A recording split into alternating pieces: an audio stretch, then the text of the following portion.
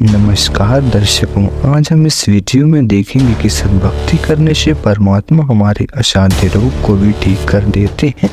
आज हम आपको एक ऐसे शख्स से रूबरू कराने जा रहे हैं जिसने संत रामपाल जी महाराज जी से नाम दीक्षा ली एवं सद्भक्ति करने से उनका कैंसर जैसा असाध्य रोग भी ठीक हो गया। नमस्कार जी। सर क्या नाम है आपका? मेरा नाम विनोद कुमार वर्मा है। सर आप कहाँ से हैं? बिहार गया जिला गांव मेरा घवाचक से। सर संत रामपाल जी महाराज से नाम दीक्षा आपने कब ली? 13/7/2012 को। संत रामपाल जी महाराज से नाम दीक्षा लेने से पहले आप क्या भक्ति साधनाएं किया करते थे? जो हमारे गांव में दादे परदादे माँ बाप जो रीति रिवाज से करते आ रहे थे वो मैं भी कर रहा था। तो फिर क्या कारण बना कि आप संत रामपाल जी महाराज की शरण में आए?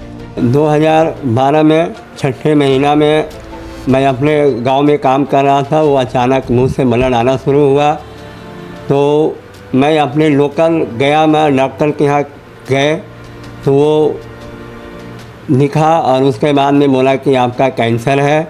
वो दिखाने के लिए हमारे पटना को रेफ़र किया था।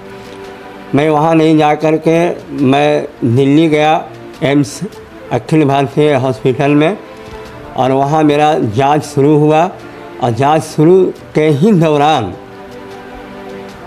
मेरा संत रामपाल जी महाराज का बारे में पता लगा तो मैं वहाँ बरवाला 13/7/2012 को मैं गया था। तो वहाँ जाने के बाद में मैं शाम को पहुँचा था। जाने का बाद में वहाँ गुरु दर्शन चल रहा था। उसी समय मैं गुरु दर्शन का लाइन लगा।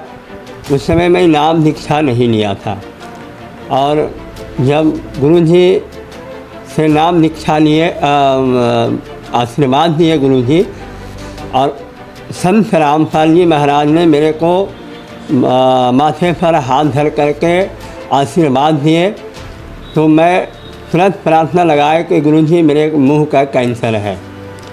गुरु जी ने बोले कि बेटा तुम पहले नाम दीक्षा ले करके भक्ति करो, तुम्हारा एक कांटा है वो निकल जाएगी। मैं उसके बाद में फिर वहाँ से बाहर आए, फिर जा कर के नाम दीक्षा लिए, और उस समय से मेरा भक्ति चलने लगा।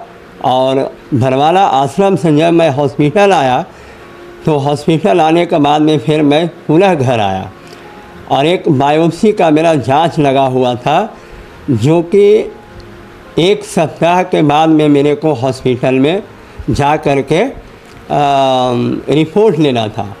तो मेरे पास में कोई नहीं था, और 1 सप्ताह के बाद में मैं hospital AIIMS Akhil Bharatiya hospital पहुंचा दिल्ली।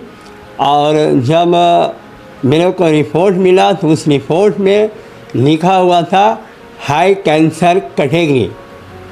तो जो रिपोर्ट दिया था वो बोला कि तुम्हारा ऑपरेशन जो है टाइम जो है बहुत जल्दी में ले करके और ऑपरेशन करवा लो। तो मैं उसको बोला कि डॉक्टर साहब इसमें तो ये ऑपरेशन का टाइम दिया हुआ है। तो बोला टाइम तो दिया हुआ है लेकिन बहुत टाइम है, इसके लिए जा कर के तुम टाइम कम करवा लो। जब मैं डॉक्टर के पास में जब गया तो बोले कि रिपोर्ट दिखा, तो बोले कि ऐसा करो तुम जा कर के जो ऑपरेशन का टाइम दिया है वहाँ से जाके टाइम कम करवा लो।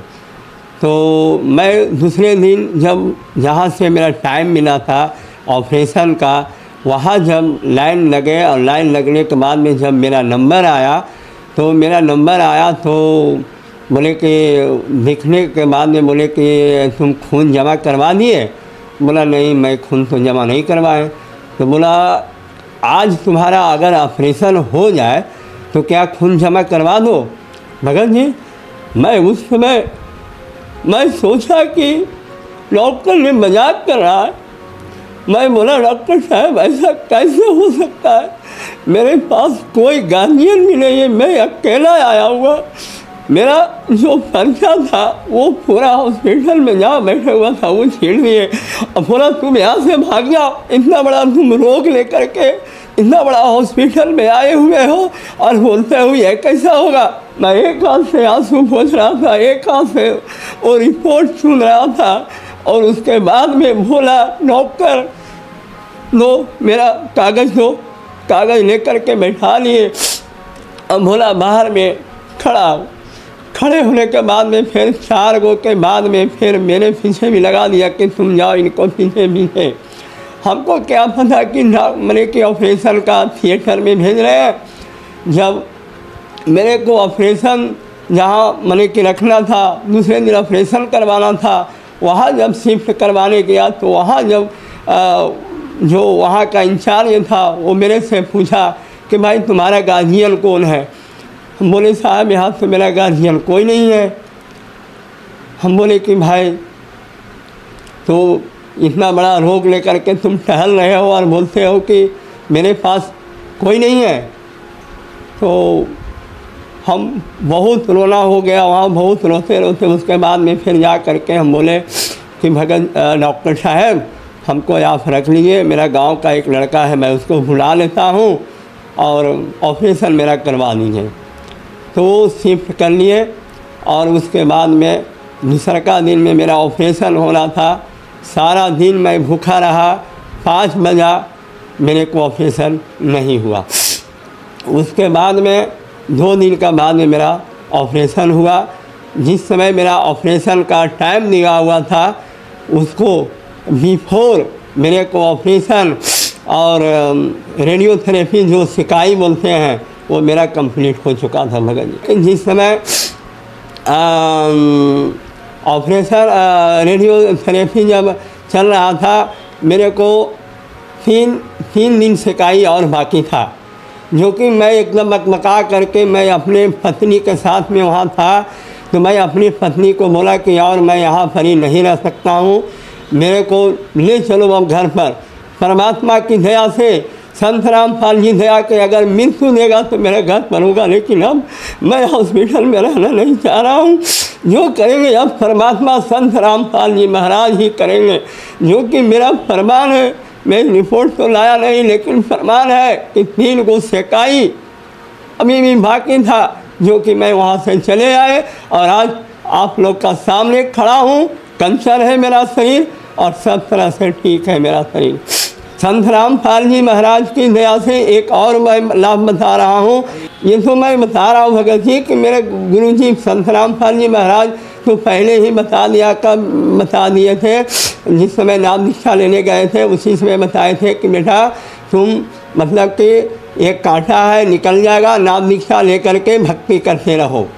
और मैं संत रामपाल जी का महिमा है कि आज हम उनकी दया से और उनकी भक्ति से मैं आज ठीक, मेरा कैंसर भी ठीक हुआ। देखिए ये मेरा ये जो है ये कैंसर है, ये गड्ढा है मेरा तालू में, अभी भी उंगली घुसने भर वो छेदा है।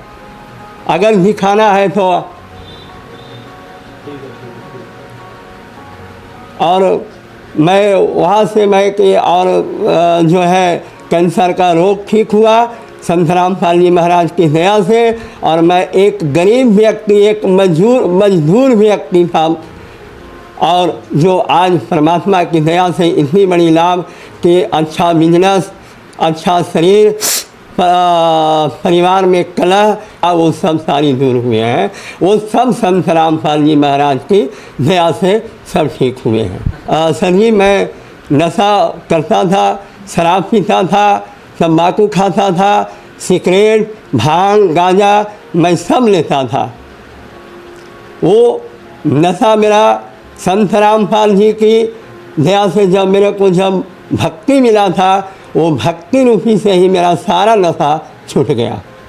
सर आपको कैंसर का रोग था और संत रामपाल जी महाराज की शरण में आने के बाद आपका कैंसर का रोग ठीक हो गया। तो जो श्रद्धालु आज आपको टीवी पर देख रहे हैं और वो भी किसी न किसी रोग से ग्रस्त हैं और संत रामपाल जी महाराज से नाम दीक्षा लेना चाहते हैं, तो वो संत रामपाल जी महाराज से नाम दीक्षा कैसे ले सकते हैं?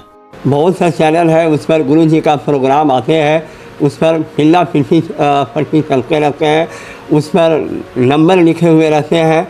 तो वो उससे नंबर ले करके और अपना अस्थाई जो नामदान केंद्र है वहाँ जा कर के नाम ले सकते हैं और संत रामपाल जी महाराज से अपना रोग मुक्त करवा सकते हैं। धन्यवाद जी। सत्संग।